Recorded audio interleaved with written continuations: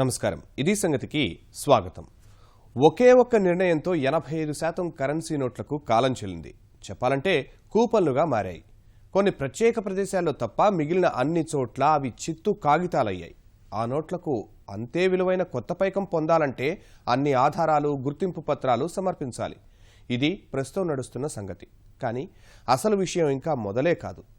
బ్యాంకులు, ఏటీఎంల ముందు జనం బారులు, విపక్షాల విమర్శలు, ఆరోపణ అస్త్రాలు ఇంతవరకే చూస్తున్నారు. మరోవైపు మాత్రం నల్ల కుబేరులు, అక్రమార్కుల వెన్నులో వణుకు పుట్టిస్తోంది కేంద్ర ప్రభుత్వం.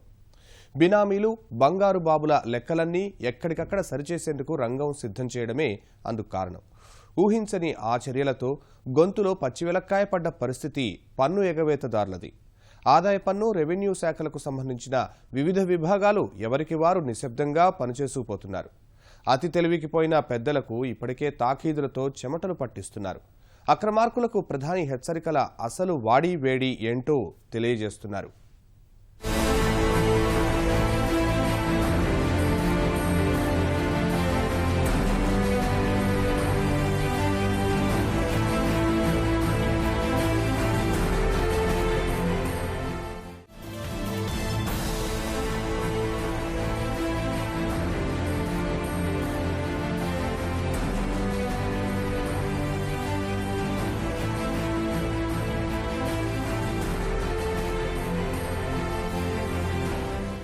ఇది ఆరంభం మాత్రమే. ముందుంది అసలు కథ. నల్ల కుబేరులు, అక్రమార్కులకు ప్రధానమంత్రి నరేంద్ర మోదీ చేస్తున్న హెచ్చరిక ఇది. పెద్ద నోట్ల రద్దుపై ఏమాత్రం వెనక్కి తగ్గేది లేదన్న ప్రభుత్వం అందుకు తగ్గట్టే మరింత ధీటైన కార్యాచరణ రూపొందిస్తోంది. ఒక్కొక్కటిగా ఉచ్చులు బిగిస్తూ పన్ను ఎగవేతదారుల భరతం పట్టేందుకు పక్కాగా రంగం సిద్ధం చేస్తోంది.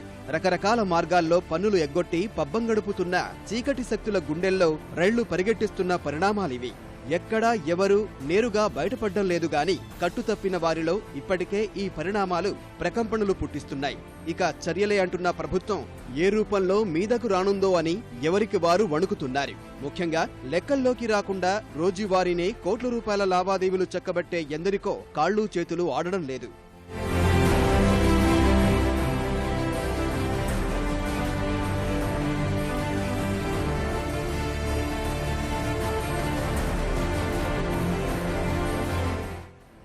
ఈ విషయంలో ఇప్పటికే ప్రధానమంత్రి ఒక స్పష్టమైన సంకేతం పంపారు. పెద్ద నోట్ల రద్దు తర్వాత చర్య ఏంటా అని గాభరా పడుతున్న నల్ల పెద్దల గుండెల్లో బాంబు పేల్చారు. లెక్కల్లోకి రాని నగదు కట్టడికి వరుస చర్యలు ఉంటాయని స్పష్టం చేశారు. ముందుగా బినామీ లావాదేవీలు, ఆస్తులు, తర్వాత ఒక్కొక్క అంశం అంతులు చూసేలా రంగం సిద్ధం చేస్తున్నారు. కొన్నింటి కార్యాచరణ ఇప్పటికే ప్రారంభమైపోయింది కూడా.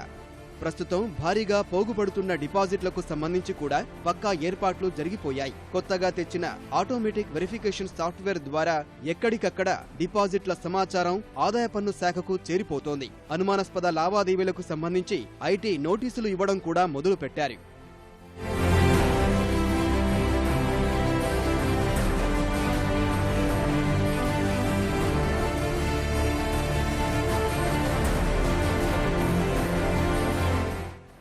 $2.5 లక్షలు దాటిన ప్రతి లావాదేవీని కొన్ని విభాగాలుగా పరిశీలించేందుకు ఏర్పాటు చేశారు. ఉదాహరణకు 50 లక్షల వరకు ఒక విభాగం, కోటి నుంచి 5-10 కోట్ల లోపు మరో విభాగం, ఆ పైన మరొకటిగా చేసి క్షుణ్ణంగా తనిఖీ చేస్తున్నారు. సాధారణ పని మొత్తం పక్కనబెట్టి ఈ విషయంపైనే తీరిక లేకుండా గడుపుతున్నారు.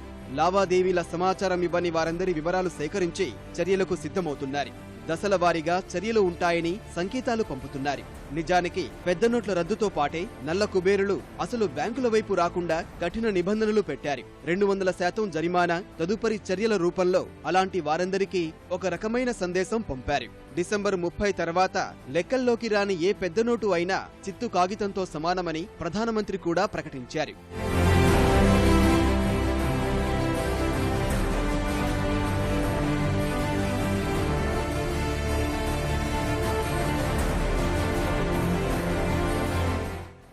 ఇన్ని పక్కా ఏర్పాట్లు చేసినా కొన్ని చోట్ల నల్ల కుబేర్లు తోక జాడిస్తూనే ఉన్నారు. తమ భారీ మొత్తాలను చిన్న చిన్న విభాగాలుగా చేసి వేరువేరు ఖాతాల్లోకి మళ్లించే ప్రయత్నం చేస్తున్నారు. మొదటి 2-3 రోజుల్లోనే అందుకు సంబంధించి వచ్చిన సమాచారంతో కేంద్రం, ఆర్బీఐ అప్రమత్తమయ్యాయి.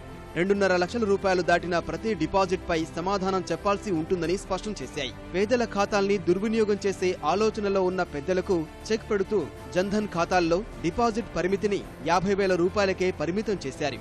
దురుద్దేశాలతో వేరే వాళ్ల ఖాతాల్లో నగదు జమ చేస్తే 7 ఏళ్ల వరకు జైలు శిక్ష, 30% వరకు జరిమానాలు ఉంటాయని హెచ్చరికలు పంపారు.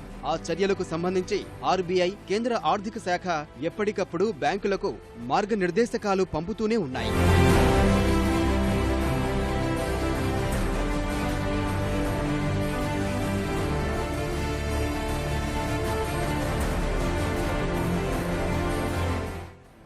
అవిగాక ప్రధానమంత్రి బినామీ లావాదేవీలపైనే తదుపరి గురి అని ప్రకటించడం వెనక స్పష్టమైన కారణాలు ఉన్నాయి. 10 ఏళ్ల యూపీఏ జమానానే తీసుకుంటే ఒకటా రెండా ఎన్నో కుంభకోణాలు. ఒకటిని మించిన కుంభకోణం మరొకటి. 1,70,000 కోట్ల రూపాయల 2G కుంభకోణం, 1,86,000 కోట్ల రూపాయల బొగ్గు కుంభకోణం, అంతకుముందు కామన్వెల్త్ క్రీడల ఏర్పాట్లలో కుంభకోణం. ఖనిజ వనరులు, దేశ సంపద యథేచ్ఛగా లూటీ జరిగిందని తీవ్రస్థాయిలో ఆరోపణలు వెల్లువెత్తాయి. కాగ్ నివేదికలు ప్రభుత్వాల తీరుని అభిశంసించాయి. అలా ప్రతి చోట వేలు, లక్షల కోట్ల రూపాయల ప్రజాధనం పక్కదారి పట్టింది. మరి ఆ మొత్తం ఎక్కడికి పోయింది? ఎవరి చేతుల్లో ఉంది? ఇప్పటికీ చాలా మందికి అంతుచిక్కని ప్రశ్నలివి. అందులో చాలా మేరకు రకరకాల రూపాల్లో బినామీ ఖాతాల్లోకి, బినామీ పేర్ల మీద పెట్టుబడులు, కొనుగోళ్ల రూపంలోకి మళ్లిందనేది కొద్దిమందికే తెలిసిన విషయం. అందుకు సంబంధించి మహామహులే తీవ్ర ఆరోపణలు ఎదుర్కొంటున్నారు.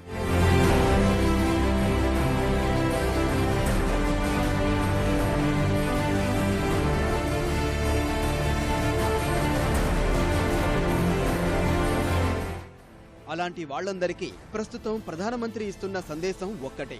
ఎన్ని వేల కోట్లు దోచుకున్న బడాబాబులైనా 2,000, 4,000 రూపాయల కోసం బ్యాంకుల ముందు లైన్లో నిల్చుని తీరాల్సిందే. అదే సమయంలో పీకల్లోతు అవినీతి, అక్రమాల ఆరోపణల్లో కూరుకుపోయిన వారా తమను విమర్శించేది అని కొందరు గురువిందెల తీరుని ఎండగడుతున్నారు. ఆ మాటల వాడివేడి తెలిసేలానే బినామీ ఆస్తుల సవరణ చట్టాన్ని ఇప్పటికే పట్టాలెక్కించారు. ఈ ప్రభుత్వానికి నిజాయితీ పరులను నష్టం చేసే ఆలోచన ఏమాత్రం లేదని, అదే సమయంలో అవినీతి, అక్రమాలకు పాల్పడిన వారిని వదిలిపెట్టే ప్రసక్తే లేదంటున్నారు.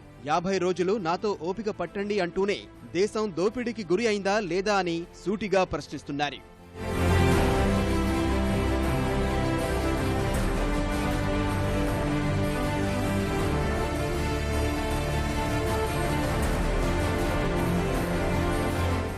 పెద్ద నోట్ల రద్దుతో మొదలుపెట్టిన పోరాటాన్ని ఇక్కడితోనే ఆపేది లేదని పునరుద్ఘాటిస్తున్న ప్రధానమంత్రి అసలు లక్ష్యం స్వతంత్రం వచ్చిన దగ్గర నుంచి 70 ఏళ్ల వరకు జరిగిన అవినీతిని వెలికి తీయడం. అదే విషయాన్ని అవకాశం వచ్చిన ప్రతి వేదికపై ప్రస్తావిస్తున్నారు మోదీ. పెద్ద నోట్ల రద్దుతోనే అంతం కాదు, ఇది ఆరంభం మాత్రమేనన్న వ్యాఖ్యలు ఆ సందర్భంలో చేసినవే. అవేగాక అవినీతి రహిత భారత నిర్మాణానికి మరింత ఆలోచనలు తన మనసులో ఉన్నాయని చెబుతున్నారు. ఆ సంస్కరణల పరంపరలో బినామీలపై చర్యలు మరో అడుగు మాత్రమే. అది పూర్తి స్థాయిలో రూపు దాల్చితే అవినీతి, నల్లధనం మూలాలు మరింతగా కోసుకుపోయినట్లే. ఈ దేశంలో దోపిడీకి గురైన ప్రతి పైసా ఇక్కడికే తిరిగి రావాలన్న సంకల్పం దిశగాను ఎంతో సహాయపడుతుంది. గోవా, పనాజీ, కర్ణాటకలోని బెళగావి సభల్లో ప్రధానమంత్రి అదే స్పష్టం చేశారు. ఈ నెల 1 నుంచి అమల్లోకి వచ్చిన బినామీ ఆస్తుల సవరణ చట్టం ప్రకారం ఆ లావాదేవీలు అన్నీ చట్ట వ్యతిరేకం. ఏడాది నుంచి 7 సంవత్సరాల వరకు జైలు శిక్ష, ఆస్తి విపణి విలువలో 25% వరకు జరిమానా ఉంటాయి. అంతకు ముందున్న చట్టంలో 3 ఏళ్ల జైలు, జరిమానాల్లో 1 లేదా ఆ 2గా ఉండేది. కొత్త నిబంధనల ప్రకారం బినామీ లావాదేవీలను నిశితంగా పరిశీలించేందుకు ప్రత్యేక వ్యవస్థ వస్తుంది. తప్పుడు సమాచారం ఇచ్చిన 6 నెలల నుంచి 5 సంవత్సరాల వరకు జైలు శిక్ష ఉంటుంది. ఆ ఆస్తి విపణి విలువలో 10% వరకు జరిమానా అదనం. వీటన్నింటికి సంబంధించి పక్కాగా చర్యలు తీసుకునేందుకు కేంద్ర ప్రభుత్వం ఇప్పటికే కసరత్తు ప్రారంభించింది. తీవ్రంగా ఉన్న సిబ్బంది కొరతను అధిగమించేందుకు గతంలో ఆదాయ పన్ను శాఖలో పనిచేసిన విశ్రాంత ఉద్యోగుల సహకారం తీసుకునేందుకు నిర్ణయించారు. ఆదాయ పన్ను, రెవెన్యూ విభాగాల్లో పనిచేసిన అనుభవం ఉన్న వారిని తీసుకుని ప్రస్తుత అవసరాల మేరకు 3 రోజుల పాటు శిక్షణ ఇవ్వాలని ప్రణాళికలు సిద్ధం చేశారు.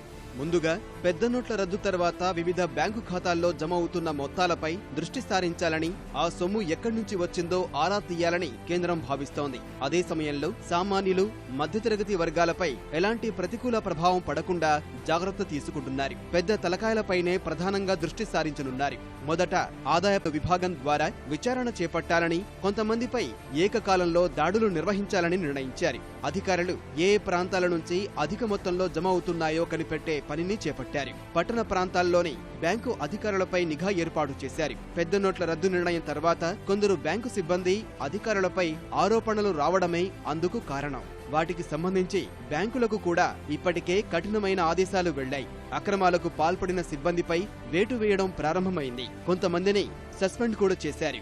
డిసెంబర్ 30 వరకు అవకాశం ఉన్న పెద్ద మొత్తాలు జమ అవుతున్న ఖాతాలపై కేంద్ర రెవెన్యూ శాఖ ఇప్పటికే ప్రత్యేక దృష్టి పెట్టింది.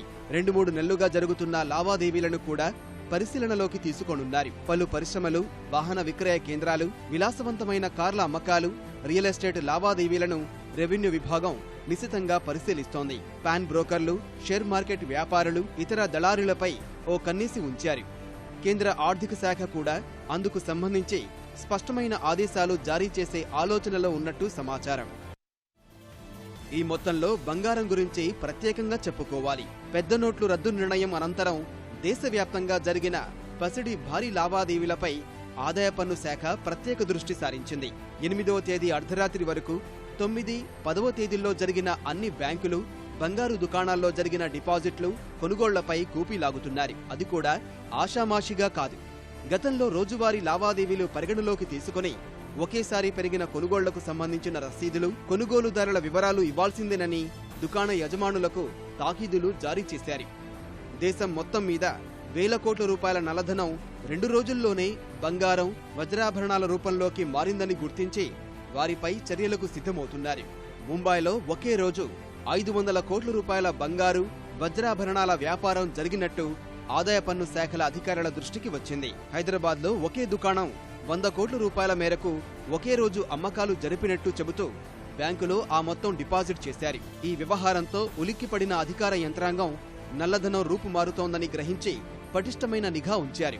అమ్మకాలు భారీగా జరిపినట్టు చెబుతున్న దుకాణాల వద్ద సీసీటీవీ వీడియో టేపులు స్వాధీనం చేసుకోవడం సహా రసీదులు, కొనుగోలుదారుల వివరాలు ఇవ్వాల్సిందేనని నోటీసులు జారీ చేశారు. ఆ దెబ్బకు దిక్కుతోచని పరిస్థితి ఎదుర్కొంటున్న దుకాణదారులు, కొనుగోలుదారులు బిక్కుబిక్కుమంటూ గడుపుతున్నారు. బ్యాంకు ఖాతాలు, భారీ క్రయ విక్రయాలపై ఈ చర్యలతో ఇప్పుడు కొనుగోళ్లు తగ్గుముఖం పట్టాయి. న్యాయపరమైన ఇబ్బందులు దృష్టిలో ఉంచుకొని కొందరు యజమానులు ఇష్టానుసారం వ్యవహరించేందుకు జంకుతున్నారు. ఆదాయ పన్ను శాఖ అధికారులు కూడా నల్ల కుబేరుల ఎత్తులకు పై ఎత్తులు వేస్తూ వారి ముందరి కాళ్లకు బంధం వేస్తున్నారు. చెన్నైలో ఓ వ్యాపారి 500 కోట్ల రూపాయలు బ్యాంకుల్లో డిపాజిట్ చేశారు. నాగ్పూర్లో మరో బంగారు వ్యాపారి 300 కోట్లు తమ కరెంటు ఖాతాలో డిపాజిట్ చేశారు. హైదరాబాద్లో కూడా ఆ జాబితాలో చోటు సంపాదించుకోవడం వల్లనే 2 నెలలుగా దుకాణదారులు నిర్వహించిన బంగారు వ్యాపార లావాదేవీలకు సంబంధించిన దస్త్రాలు స్వాధీనం చేసుకున్నారు. వారం రోజుల కింద బ్యాంకు ఖాతాల వివరాలను తెప్పించుకున్న ఐటీ శాఖ సోదాలు సందర్భంగా స్వాధీనం చేసుకున్న దస్త్రాలు పరిశీలిస్తున్నారు. నిబంధనల ప్రకారం నోట్ల రద్దు తర్వాత పాత నోట్లు తీసుకొని వ్యాపారం చేయకూడదు. కానీ బయటకు మాత్రం దుకాణాల వద్ద పాత 1000, 500 నోట్లు తీసుకోము అన్న బోర్డులు పెట్టి కొన్ని దుకాణాల్లో లోపల భారీగా వ్యాపారం నిర్వహించారని గుర్తించారు. అలా 8న రాత్రే కోట్లలో వ్యాపారం చేసినట్టు తేలింది. 9, 10 తేదీల్లోనూ అదే జోరుగా కొనసాగింది. కొందరు నల్ల కుబేరులు తమ ధనాన్ని బంగారంగా మార్చుకున్నారు. ఇప్పుడు వాళ్ళందరి పరిస్థితి తేలుకుట్టిన దొంగల్లా మారింది. దుకాణదారులు ఇస్తున్న వివరణకు వాస్తవంగా జరిగిన లావాదేవీలకు తేడాలున్నట్లు గుర్తించి ఆదాయ పన్ను శాఖ చట్టం కిందకు చర్యలకు ఉపక్రమిస్తున్నారు.